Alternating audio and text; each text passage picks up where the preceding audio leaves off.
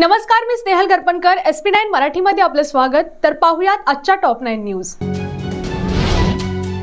राधानगरी विधानसभा मतदारसंघात मनसे शाखा उद्घाटन आणि पक्षवाढीसाठी आज मुदातिट्टा येथे मनसे कार्यालयात आढावा बैठकीचे आयोजन केले होते. आगामी लोकसभा व विधानसभा निवडणुकांच्या पार्श्वभूमीवर तसेच पक्ष कार्यकर्त्यांची ग्रामीण भागात एकजूट बांधण्यासाठी मोठ तयार करण्यासाठी मनसे अध्यक्ष राज ठाकरे यांच्या आदेशान्वये ग्रामीण जिल्हाध्यक्ष नागेश चौगले, जिल्हा उपाध्यक्ष युवराज येडुरे यांच्या मार्गदर्शनाखाली ही बैठक झाली. गाव तिथे शाखा आणि वाडी वस्ती तिथे कार्यकर्ता कसा तयार करता येईल या संदर्भात सकारात्मक चर्चा झाली. यावेळी जिल्हा उपाध्यक्ष युवराज येडुरे, राधानगरी तालुका अध्यक्ष राजेश चव्हाण, राहुल कुंभार यांनी मार्गदर्शन केले. यावेळी भुदरगड तालुका मनसेचे अध्यक्ष अशोक पाटील, मतदारसंघातील मनसे सैनिक उपस्थित होते. यावेळी अनेक निष्ठावान मनसे कार्यकर्त्यांनी या बैठकीत बोलताना आपापली मते, समस्या, अडचणी यावेळी व्यक्त केल्या. यावर सर्वांना जिल्हाध्यक्ष युवराज येडुरे यांनी सर्व मनसे सैनिकांना अनमोल मार्गदर्शन केले. त्यानंतर येथील शिवसेनेचे युवा कार्यकर्ते यांनी मनसेत असंख्य कार्यकर्त्यांसह जाहीर पक्ष प्रवेश केला. त्यांचे स्वागतही करण्यात आले.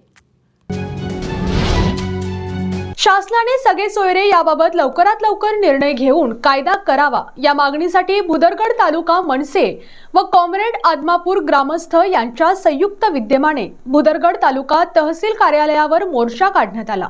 या मोर्चामध्ये शासनाने सगळे सोयरे याबाबत लवकरात लवकर कायदा करावा व समाजात तेढ निर्माण करणाऱ्या समाज संकटांवर देशद्रोहाचा खटला दाखल घ्यावा अशा अनेक मागण्यांसाठी आदमापूर ग्रामस्थ भुदरगड तालुका मनसे कॉम्रेड यांच्या संयुक्त विद्यमाने मोर्चा काढण्यात आला. यावेळी तहसीलदार आमदार प्रकाश आंबेडकर, पोलीस स्टेशन भुदरगड यांना मोर्चाच्या वतीने निवेदन देण्यात आले. या मोर्चाला भुदरगड तालुका मनसेचे अध्यक्ष अशोक पाटील, कॉम्रेडचे सम्राट मोरे, मोर्चा समन्वयक सागर पाटील, निवास पाटील, अवधूत पाटील, सुजित पाटील, शैलेश पाटील, विजय पाटील, प्रवीण पाटील, अक्षय सरनोबत, अजित पाटील, बबलू पाटील, साहिल पाटील, कृष्णा पाटील, रवी किरण, विजय कांबळे, सचिन कळमकर, मारुती पाटील, सतीश आयवाळे इत्यादी कार्यकर्ते हजर होते. आंबा पर्यटन स्थळाजवळील मानोली येथील प्राचीन अधिष्ठी मातेचे मंदिर आहे. महिषासुरमर्दिनीचा अवतार असलेल्या या देवीची महती मोठी आहे. या मंदिरातील देवीची जुनी मूर्ती विधिवत काढून नूतन मूर्ती प्राणप्रतिष्ठा कार्यक्रम 10 फेब्रुवारी ते 15 फेब्रुवारी या 5 दिवसात साजरा करण्यात आला. या 5 दिवसात मंदिरामध्ये विविध कार्यक्रमांचे आयोजन करण्यात आले होते. करवीर पीठाचे पुजारी तसेच इतरही काही पुजारी तसेच स्थानिक पुजारी 5 दिवस मंदिरात वास्तव्यास होते. कर्नाटकमधून घडवून आणलेल्या नवीन मूर्ती पूजा करून 10 तारखेला विधिवत पूजा करून रथामध्ये ठेवून सर्व गावात मिरवणूक काढण्यात आली. मंदिरात विविध धार्मिक कार्यक्रमांचे आयोजन करण्यात आले. या 5 दिवसांमध्ये गावात कोणीही मांसाहार करायचा नाही तसेच मद्यपान करायचे नाही असा ठराव करण्यात आला. 5 दिवस सर्वांसाठी मंदिरात सकाळी व सायंकाळी जेवणाची व्यवस्था करण्यात आली होती. 15 तारखेला दिवसभर विविध कार्यक्रम झाल्यानंतर मोठी यात्रा भरवण्यात आली. सायंकाळी महाप्रसाद तसेच 5 दिवस रात्री विविध कीर्तन, भजन अशा प्रकारचे धार्मिक कार्यक्रम आयोजित करण्यात आले होते. अशा प्रकारे नूतन मूर्ती प्राणप्रतिष्ठेचा कार्यक्रम मोठ्या भक्तिमय वातावरणात संपन्न झाला. कोल्हापूर शहरात शुद्ध आणि कायमस्वरूपी पाणी पुरवठा करणाऱ्या काळंबावाडी येथे जलवाहिनी प्रकल्पासह शहरातील 100 कोटींचे रस्ते व अन्य विकास कामांचे उद्घाटन करण्यात आले. यावेळी स्वच्छ भारत मिशन अंतर्गत उपलब्ध निधीतून खरेदी केलेल्या वाहनांचे लोकार्पण देखील करण्यात आले. महाराष्ट्र सुवर्ण जयंती नगरोत्थान महाअभियानातून सुमारे 100 कोटी रुपये खर्चाच्या रस्ते प्रकल्पाचे उद्घाटन मुख्यमंत्र्यांच्या हस्ते करण्यात आले. शहीद जवान संभाजी भीमसेन बागडी यांच्या मातोश्रींना 5 एकर शेतजमीन वाटप केलेल्या जमिनीचा 7/12 आणि 8 प्रमाणपत्र मुख्यमंत्र्यांच्या हस्ते देण्यात आले. जिल्हाधिकारी कार्यालयाने अनुकंपा तत्वावर 26 जणांना शासन सेवेत सामावून घेतले असून त्यातील 2 उमेदवारांना प्रातिनिधिक स्वरूपात नियुक्तीपत्रे देण्यात आली. पंचगंगा प्रदूषणमुक्ती करण्यासाठी नदीत जाणाऱ्या उर्वरित सांडपाण्यावरील प्रक्रियेसाठी 340 कोटी रुपयांचा निधी देण्यात येणार असल्याची घोषणा मुख्यमंत्री एकनाथ शिंदे यांनी केली. तिरुपती बालाजी मंदिराच्या धर्तीवर पंढरपूरसह कोल्हापूर जिल्ह्यातील श्री महालक्ष्मी अंबाबाई व ज्योतिबा देवस्थानचा आराखडा तयार केला जात आहे. कोल्हापूरचा विकास करण्यासाठी शासन कटिबद्ध असल्याची ग्वाही देतानाच पूर परिस्थितीवर नियंत्रण मिळवण्यासाठी 320 कोटी रुपये जागतिक बँकेकडून मंजूर केल्याचेही मुख्यमंत्री म्हणाले. कोल्हापूर महानगरपालिकेच्या विविध अडचणी आणि कंत्राटी कर्मचाऱ्यांच्या कायम नियुक्तीचा प्रश्नही लवकरच मार्गी लावू असे जाहीर करतानाच कोल्हापुरातून नागपूर, गोवा शक्तीपीठामुळे येत्या काळात दळणवळण यंत्रणा सुधारेल असा विश्वासही मुख्यमंत्र्यांनी यावेळी व्यक्त केला. राधानगरी या गावची शाहू महाराजांनी 18 फेब्रुवारी 1908 रोजी स्थापना करण्यात आली होती. काल 18 फेब्रुवारी 2024 ला राधानगरी शहराला 115 वर्ष पूर्ण झाले असून या वर्धापन दिनानिमित्त राजश्री शाहू तरुण मंडळ व व्यापार मित्र मंडळच्या वतीने पेढे व साखर वाटप करून आनंद व्यक्त करण्यात आला. यावेळी शाहू तरुण मंडळांनी अंबाबाई मंदिरानजीक भगवा ध्वज लावण्यात आला. त्याचे उद्घाटन व्यापारी संघटनेचे ज्येष्ठ कार्यकर्ते वसंतराव कृष्णाजी केरकर यांच्या हस्ते करण्यात आले. त्यानंतर व्यापारी व शाहू तरुण मंडळाच्या वतीने साखर व पेढे ग्रामस्थांना वाटून आनंद व्यक्त करण्यात आला. यावेळी शाहू तरुण मंडळाचे कार्यकर्ते, व्यापारी संघटनेचे पदाधिकारी, व्यापारी मोठ्या संख्येने उपस्थित होते. आपण कोणत्याही राजकीय पक्षात प्रवेश करणार नसून आपण स्वतः स्थापन केलेल्या स्वराज्य पक्षाच्या माध्यमातूनच आगामी लोकसभा निवडणुकीस सामोरे जाणार असल्याचे संभाजीराजे छत्रपती यांनी स्पष्ट केले आहे.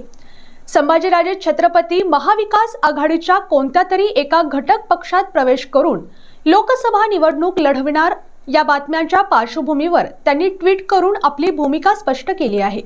संभाजीराजे जरी स्वराज्य पक्षातच राहणार असले तरी वरिष्ठ पातळीवर चर्चा सुरू असून स्वराज्य पक्ष मात्र महाविकास आघाडीचा घटक होऊ शकतो हे त्यांनी पूर्वीच स्पष्ट केले आहे.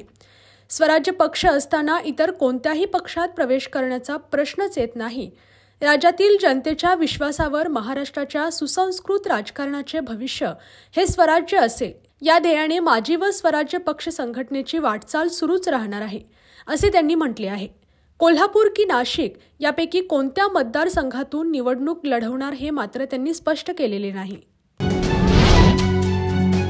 गत महाहंगामातील 100 रुपयाच्या दुसऱ्या हप्त्यासाठीचे कोल्हापूर व सांगली जिल्ह्यातील ज्या साखर कारखान्यांचे प्रस्ताव साखर आयुक्तांमार्फत शासनाकडे सादर करण्यात आले आहेत त्याची या आठवड्यात मुख्य सचिवांच्या अध्यक्षतेखाली बैठक लावून शासनाच्या मान्यतेने तातडीने दुसरा हप्ता शेतकऱ्यांच्या खात्यावर वर्ग करणार असल्याची माहिती पालकमंत्री हसन मुश्रीफ यांनी रविवारी दिली. स्वाभिमानी शेतकरी संघटनेच्या वतीने सावकार मादनाईक यांच्या नेतृत्वाखाली शिष्टमंडळाने कागल निवासस्थानी पालकमंत्री मुश्रीफ यांची भेट घेतली.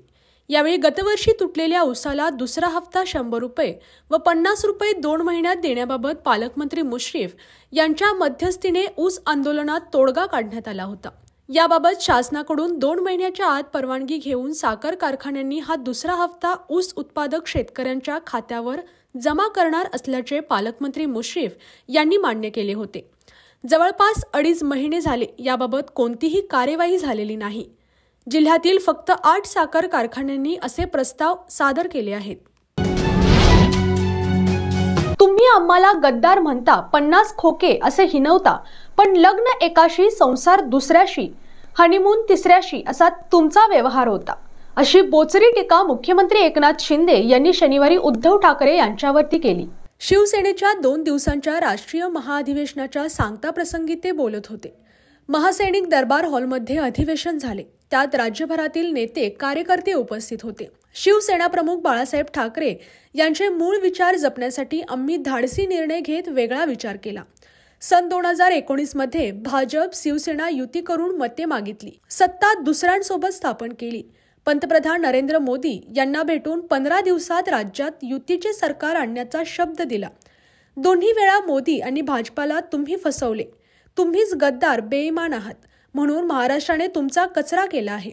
बाळासाहेबांचे विचार नको, मात्र शिवसेनेच्या खात्यावरचे 50 कोटी हवेत अशी टीकाही मुख्यमंत्री शिंदे यांनी केली. चांदोली प्रकल्पग्रस्तांचे पुनर्वसनासाठी 65% रक्कम भरून घेतली असताना शेतजमीन वाटपापासून ते वसाहतीमधील सुविधांच्या पूर्ततेकडे वन विभाग व पुनर्वसन विभाग डोळेझाक करीत आहे. शेती व घर मिळावे, पाणी पदरी पडावे, वसाहतीमध्ये 18 नागरी सुविधा मिळाव्यात म्हणून एकीकडे आंदोलन करायचे नि मंजुरी मिळवायची। त्यानंतर मिळालेला हक्क पदरी पाडण्यासाठी टेबलाखालून हात ओले करायचे हा कुठला न्याय असा प्रश्न विचारला जात आहे। गेंड्याची कातडी घातलेले फाटक्या प्रकल्पग्रस्तांकडून पैशाची अपेक्षा ठेवताच कसे याचे आश्चर्य वाटते। श्रमिक मुक्ती दलाचे राष्ट्रीय अध्यक्ष डॉक्टर भारत पाटणकर, कार्याध्यक्ष डॉक्टर संपत पाटील यांच्या नेतृत्वाखाली शांतीच्या मार्गाने आंदोलनाची धग पेटवत ठेवली आहे। धरणची भिंती ताब्यात घेण्यापासून सुरू झालेले आंदोलन, जिल्हा कार्यालयावरील मोर्चे, लोकप्रतिनिधी घेराव, धरण ते मंत्रालय अशी पायपीट, मंत्रालयासोबतचे धोरणात्मक निर्णय, ऐनपुरात पूर्णतः 200 दिवसाचा ठिय्या असे सनदशीर मार्गाने लढवून पदरी हक्क मिळत नसेल तर पुन्हा मूळ गावात जगणे सुरू करण्याचा निर्धार प्रकल्पग्रस्तांनी केला आहे। आजच्या टॉप 9 न्यूज इथे संपल्या। पुन्हा भेटूत नव्या बातम्यांसोबत। तोपर्यंत तुम्ही पाहत रहा SP9 Marathi, your time your news. धन्यवाद।